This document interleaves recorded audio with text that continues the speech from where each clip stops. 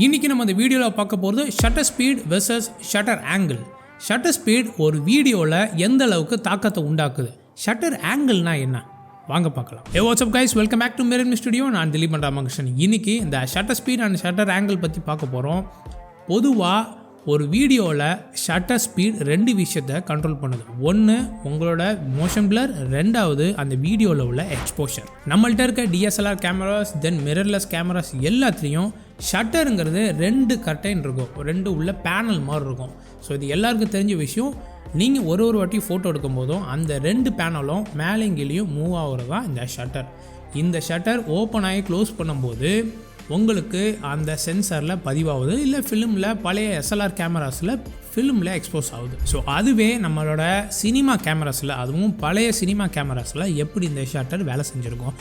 ஒரு செகண்டுக்கு 24 frames, 24 films அங்கே ரன் ஆகும். ஸோ அதுதான் நம்மளோட சினிமாவோட இலக்கணம். 24 ஃப்ரேம்ஸ் பர் செகண்ட் தான் நம்மளோட சினிமா அப்படிங்கிறத கடந்த 100 வருஷமாக நம்ம பழக்கப்பட்டாச்சு. சரி, அந்த 24 ஃப்ரேம்ஸ் பர் செகண்ட்லேயே பேசுவோம்.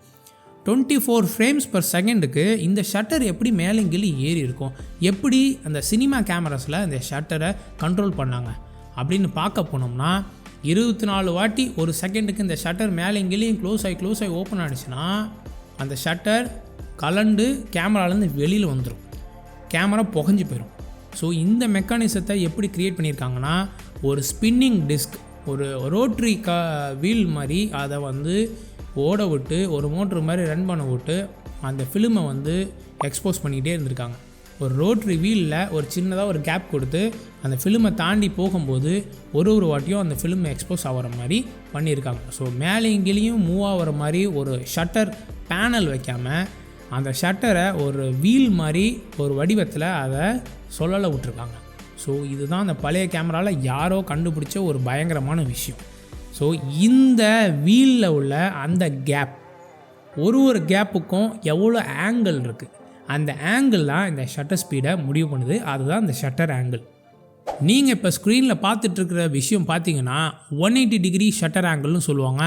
இது எந்த லெவலுக்கு ஒர்க் ஆகும்னா, ஜஸ்ட்டு ஒரு ஹாஃப் சர்க்கிள், ஒரு எப்படி சொல்கிறதுனா செமி சர்க்கிள்னு சொல்லுவாங்களே, செமி சர்க்கிளில் ஒரு டிஸ்க்கு அப்படி ரன் ஆகும்போது அது half of the time expose பண்ணோம், அந்த ஃபிலிமை half of the time unexpose பண்ணோம். ஸோ இந்த மாதிரி அதை ரொட்டேட் பண்ணி கேமராக்குள்ளே ஒரு ஃபிலிமாக எக்ஸ்போஸ் பண்ணி ஒரு செகண்டுக்கு 24 ஃபிலிம்ஸை எக்ஸ்போஸ் பண்ணுற அளவுக்கு அது வேகமாக சொல்லலாம்.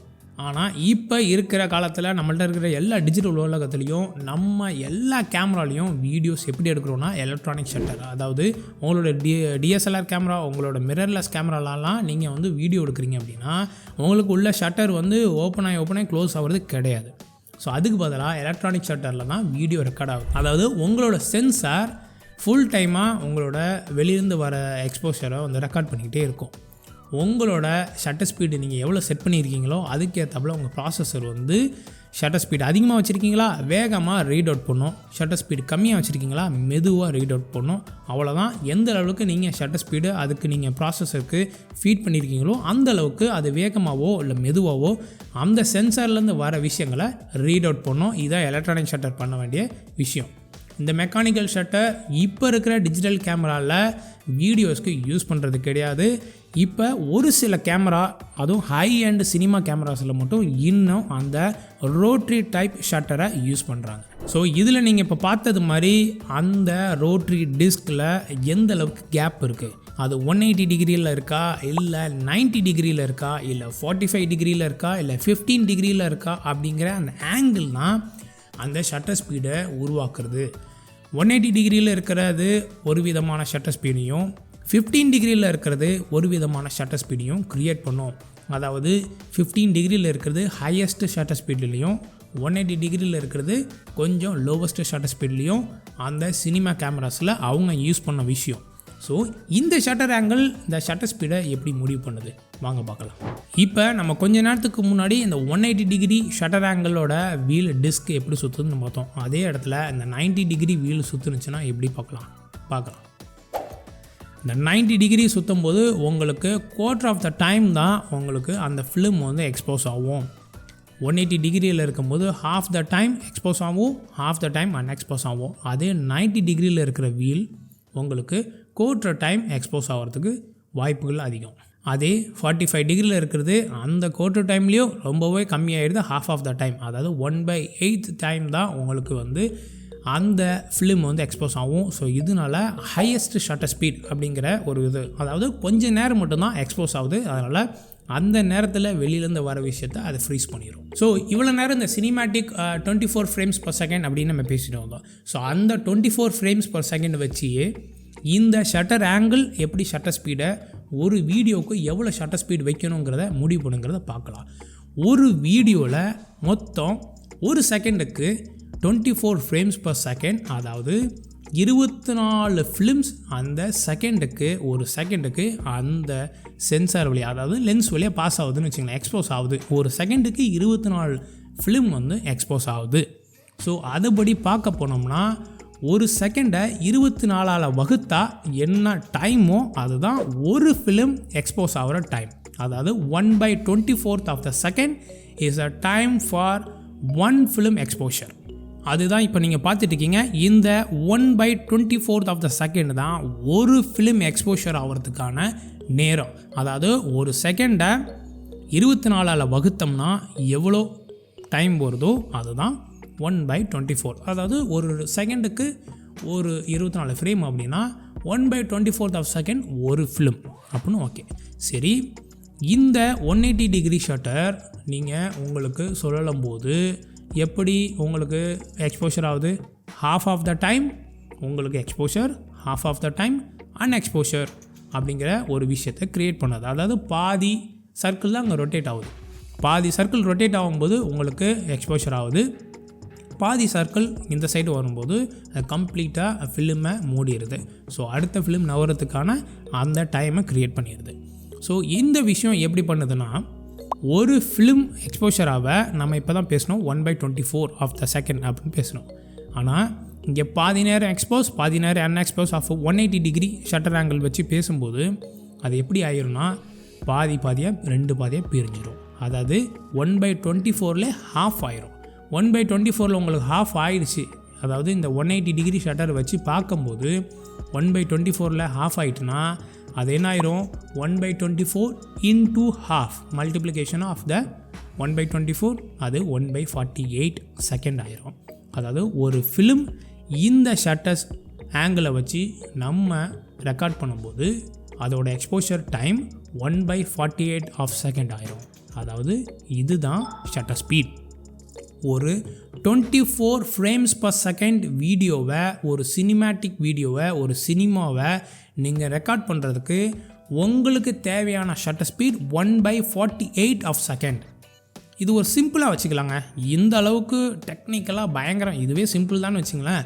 இந்த லெவலுக்கு போட்டு குழப்பாமல் டைரெக்டாக சொல்லணும் அப்படின்னா, உங்களுக்கு அவுட்புட்டாக என்ன ஃப்ரேம்ஸ் பர் செகண்டில் உங்களுக்கு வீடியோ வேணுமோ அதை டபுளாக்கி 1/, அப்படின்னு நீங்கள் வச்சுக்கிட்டிங்கன்னா அதான் ஷட்டர் ஸ்பீட். இப்போ 24 ஃப்ரேம்ஸ் பர் செகண்டில் எனக்கு ஒரு சினிமேட்டிக்காக ஒரு வீடியோ வேணும் அப்படின்னா 24 × 2 48, 1/48 ஆஃப் செகண்ட் தான் உங்களோட ஷட்டர் ஸ்பீட். எல்லா கேமராலையும் 1/48 வைக்க முடியாது. அதனால் nearest value 1/50 of the second shutter speed வச்சுக்கலாம். பேனாசோனிக் கேமராலலாம் இந்த சின்க்ரோ ஸ்கேன் அப்படி நிறைய விஷயங்கள் இருக்குது. அந்த கேமராலலாம் பார்த்தீங்கன்னா உங்களோட ஷட்டர் ஆங்கிள் தென் ஷட்டர் ஸ்பீடையும் ஃப்ராக்ஷன்ஸில் கம்மி பண்ணலாம். ஸோ அந்த மாதிரி கேமராவாக இருந்தால் நீங்கள் 1/48 இல்லை ஷட்டர் ஆங்கிளையும் 180 டிகிரி அந்த மாதிரி வச்சுக்கலாம். அந்த மாதிரி கேமரா இல்லை, என்கிட்ட சாதாரண டிஎஸ்எல்ஆர் கேமரா தான் இருக்குது அப்படின்னா நீங்கள் எந்த லெவலுக்கு உங்களுக்கு ஃப்ரேம்ஸ் பர் செகண்ட் வேணுமோ அதை டபுளாக்கி 1/, அப்படிங்கிறதுல நீங்கள் வச்சுக்கோங்க. இதே எனக்கு வந்து ஒரு டிவியில் போடணும், ஒரு யூடியூப் வீடியோவுக்கு 30 ஃப்ரேம்ஸ் பர் செகண்டில் எனக்கு வீடியோ வேணும் அப்படின்னு நீங்கள் நினச்சிங்கன்னா 30 × 2 60, 1/60 ஆஃப் த செகண்ட் அந்த வீடியோக்கான ஷட்டர் ஸ்பீடை நீங்கள் கேமராவில் நீங்கள் வச்சுக்கலாம். ஸோ அவ்வளோதான் இந்த விஷயம். இது பெரிய விஷயம்லாம் கிடையாது. இந்த ஷட்டர் ஆங்கிளுங்கிறத பழைய கேமராவில், ஓல்டு சினிமா கேமராஸில் அந்த ரோட்ரி டிஸ்க் அதை வச்சு அவங்க ஒரு ஷட்டர் மாதிரி க்ரியேட் பண்ணாங்க. அதில் உள்ள ஸ்லிட்டுக்கான அந்த கேப்பு தான் ஆங்கிள் க்ரியேட் பண்ணாங்க. அது எந்த லெவலுக்கு கம்மியாக இருக்கோ அந்த லெவலுக்கு ஷட்டர் ஸ்பீட் இன்க்ரீஸ் பண்ணும். அதாவது எந்த அளவுக்கு பெருசாக இருக்கோ அந்த அளவுக்கு எக்ஸ்போஷர் டைமை இன்க்ரீஸ் பண்ணும். ஸோ மோஷன் பிளர் அதிகமாக கிடைக்கும். எந்த அளவுக்கு கம்மியான கேப் இருக்கோ அந்த குறுகிய நேரத்தில் அது எக்ஸ்போஸ் பண்ணும், அது ஃப்ரீஸ் பண்ணும். ஸோ அதை ஷட்டர் ஸ்பீட் இன்க்ரீஸ் பண்ணும். இந்த பழைய சினிமா கேமராவில் உள்ள அந்த ஷட்டர் ஆங்கிள் தான் இந்த ஷட்டர் ஆங்கிள்ங்கிற விஷயத்தை நம்ம பேசிகிட்டு இருக்கோம். ஸோ அவ்வளோதான் கைஸ், இந்த ஷட்டர் ஸ்பீட் எப்படி உங்களோட வீடியோவில் ஒரு சினிமேட்டிக் லுக் இல்லை ஃபாஸ்ட் மோஷன் லுக் அப்படிங்கிறத க்ரியேட் பண்ணுது.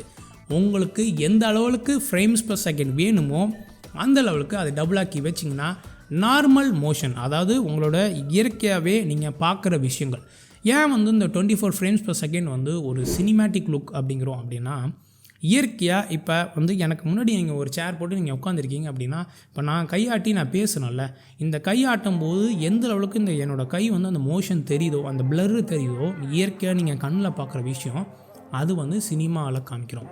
அப்படி காமிக்கும்போது அது எப்போ வருது அப்படின்னா, இந்த 24 ஃப்ரேம்ஸ் பர் செகண்டில் தான் இந்த நேச்சுரலான ஒரு விஷயம் இயற்கையாகவே அதுக்குள்ளே பிளர்ரை அது வேகமாக போனால் எந்த அளவுக்கு பிளர், அது மெதுவாக போனால் எந்த அளவுக்கு பிளர்ராக வருது, அந்த மோஷன் பிளர் எவ்வளோ வருதுங்கிறது இந்த 24 ஃப்ரேம்ஸ் பர் செகண்டில் தான் நம்மளுக்கு கரெக்டாக வருது. அதாவது சரியாக சொல்லணும்னா 23.98 ஃப்ரேம்ஸ் பர் செகண்டில் தான் அது கரெக்டாக வருது. இதை ரவுண்ட் பண்ணி நம்ம 24ங்கிறோம். ஸோ அதனால தான் இந்த சினிமாவில் இந்த 24 ஃப்ரேம்ஸ் பர் செகண்டுங்கிறத விஷயத்தை யூஸ் பண்ணுறாங்க. அவ்வளோ ஃப்ரேம்ஸ் பர் செகண்டில் நம்ம ஒரு சினிமா பார்த்தா தான் அது நேச்சுரலாக நம்ம நம்புகிறோம். ஸோ ஹையஸ்ட் மோஷன் உங்களுக்கு வேணும், ஆக்ஷன் கலந்த ஒரு சினிமேட்டிக்காக வேணும்னா ஹையஸ்ட்டு ஷட்டர் ஸ்பீடில் நீங்கள் வச்சு ரெக்கார்ட் பண்ணி அது 24 ஃப்ரேம்ஸ் பர் செகண்டுக்கு எடுத்துடுவாங்க. இல்லை எனக்கு மோஷன் நிறையா வேணும், நிறைய பிளர் வேணும் அப்படின்னா லோவஸ்ட்டு ஷட்டர் ஸ்பீடில் வச்சு எடுத்து அது 24 ஃப்ரேம்ஸ் பர் செகண்டுக்கு கொண்டு வாங்க. ஸோ இவ்வளோ தான் விஷயம். இந்த வீடியோவில் அந்த ஷட்டர் ஸ்பீட் எந்த அளவுக்கு தாக்க மாட்டேங்கிறத நீங்கள் பார்த்தீங்க. இந்த வீடியோ உங்களுக்கு பிடிச்சிருந்துச்சுன்னா லைக் பண்ணுற தட்டி விடுங்க.